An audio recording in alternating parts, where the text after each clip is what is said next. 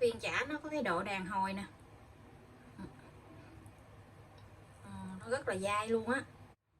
Xin chào cô bác anh chị và các bạn. Hôm nay mình chia sẻ cách làm bò viên. Cách làm này thì rất là dễ luôn. Mình mua thịt xay sẵn về mình làm á, mà bò viên của mình nó rất là dai luôn á.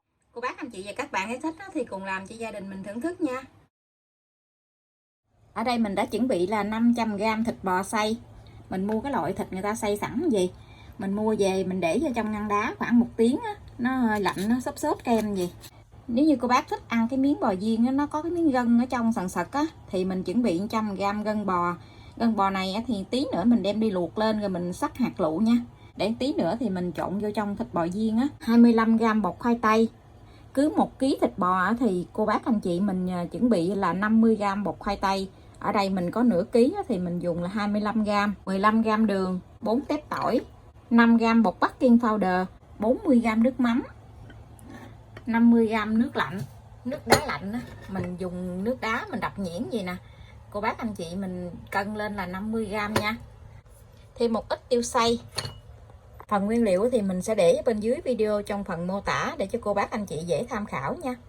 Gân bò này mình rửa xong rồi mình đem đi luộc cho nó chín lên. Để tí xíu nữa thì mình xắt hạt lựu.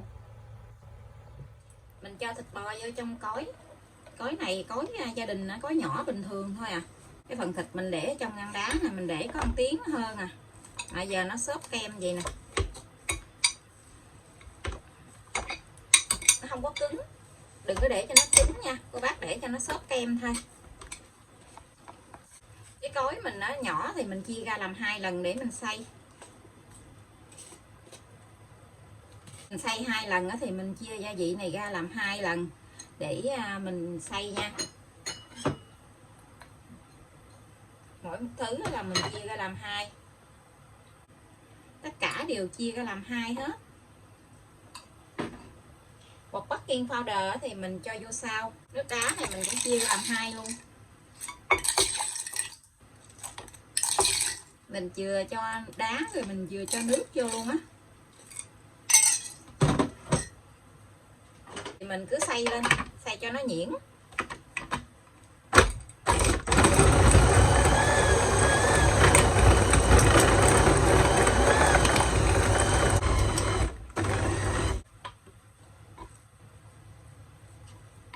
Bò này thì mình không có dùng dầu ăn, tại vì mình dùng thịt bò xay sẵn á, thì trong thịt bò xay sẵn này nó có mỡ rồi, cho nên nó là mình không có dùng dầu ăn. Nếu như cô bác mua cái loại thịt bò nạc thì mình dùng 1 kg thịt nạc là mình dùng 50g dầu ăn nha.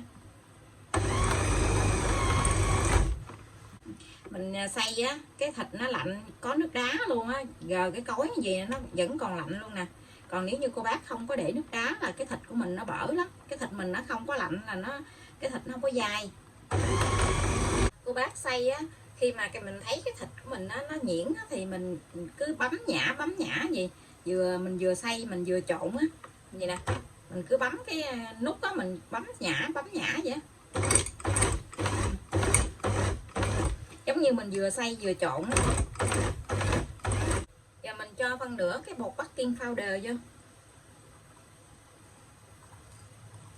Này mình cứ để trong thịt luôn mình không có cần phải pha quậy nước gì hết trơn. Rồi mình xay lên lại thêm vài quận nữa.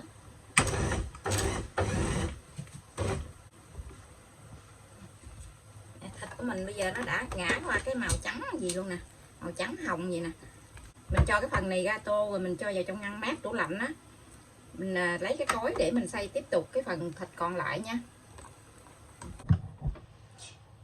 Cái gân bò mình đã luộc chín rồi nè. Mình luộc chín mềm luôn thì mình xắt ra hạt lựu nha. Mình xắt ra miếng nhỏ vậy nè. Xắt như hạt lựu nhỏ vậy nè. Để mình trộn vô trong cái phần chả.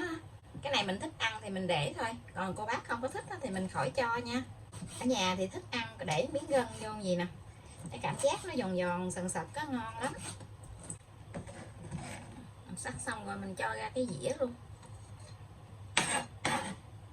Thịt mình đã xay xong rồi, bây giờ mình sẽ cho cái phần gân nè. Gân mình đã xắt hạt lựu gì nè. Mình cho vô đây mình trộn vô.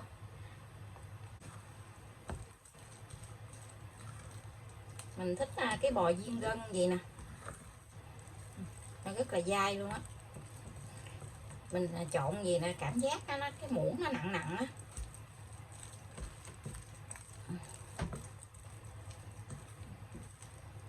nó dính dính cái muỗng gì nè là cái miếng thịt nó dai lắm. Mình trộn cho nó đều hết cái gân với lại chả này lại. Giờ mình chuẩn bị cái thau nước đá lạnh nha. Thau nước mình cho nước đá vô vậy nè, để mình dò viên cái thịt đó, mình cho vô trong cái nước đá vậy nè. Nó lạnh đó thì cái miếng thịt bò của mình đó, nó mới dai, nó mới giòn. Mình cho thau nước đá lạnh luôn. Giờ thì mình sẽ đeo cái bao tay vô để mình viên thịt, mình nhúng cái bao tay vô trong cái nước đá vậy nè, để cho cái chả nó không có bị dính tay á. Mình nắm cái thịt này, mình hốt cái thịt lên gì nè, cái mình nặn lên, nặn tròn lên gì, mình lấy cái muỗng mình múc, mình cho vô trong cái thau nước đá.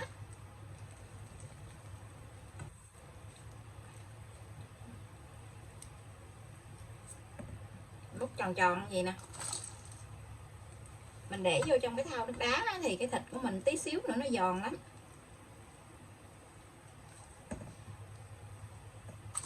Mình múc hết cái thịt này luôn.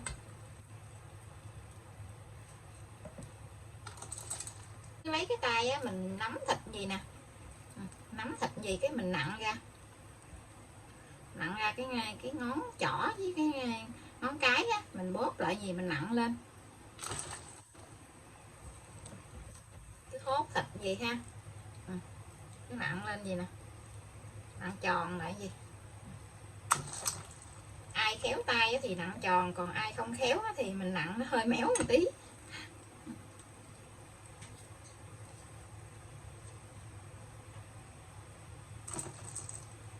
Mình đã nặn hết những cái viên thịt bò vô trong cái thau nước đá lạnh này nè. Bây giờ thì mình sẽ đi luộc nha.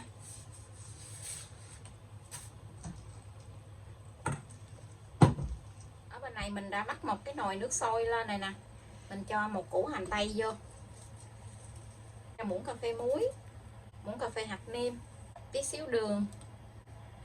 Mình cho gia vị vô vậy nè, mình luộc thịt bò viên vô á, khi cái thịt bò của mình nó không có bị lạc. Mình thấy nước nó đã sôi rồi, bây giờ thì mình sẽ múc chả mình cho vô trong này mình luộc nha. Mình múc từ viên chả ở trong cái thau nước đá lạnh rồi mình để vào trong cái nồi gì mình luộc. Cô bác anh chị mình á, mình cho viên chả vô á mà nó nổi lên gì nè, mình cho vô cái nó nổi lên gì là chả của mình nó dai á.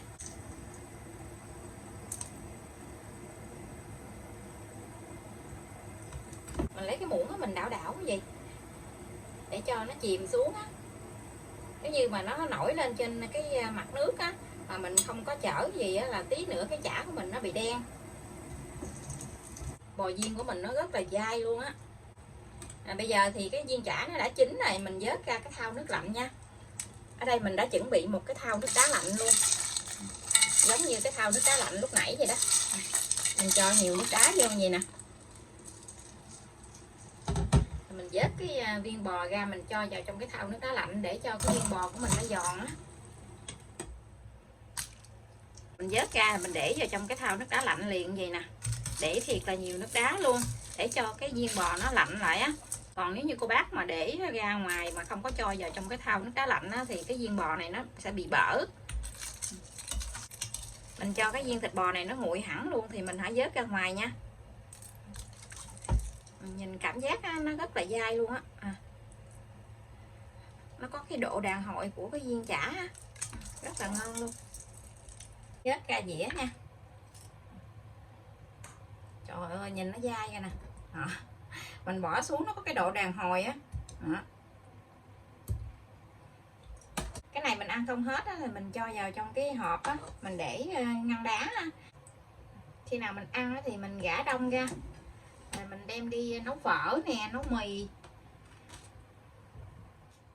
Cái viên chả nó có cái độ đàn hồi nè, nó rất là dai luôn á. Wow, ngon quá chừng. Coi nè, nó dai nè.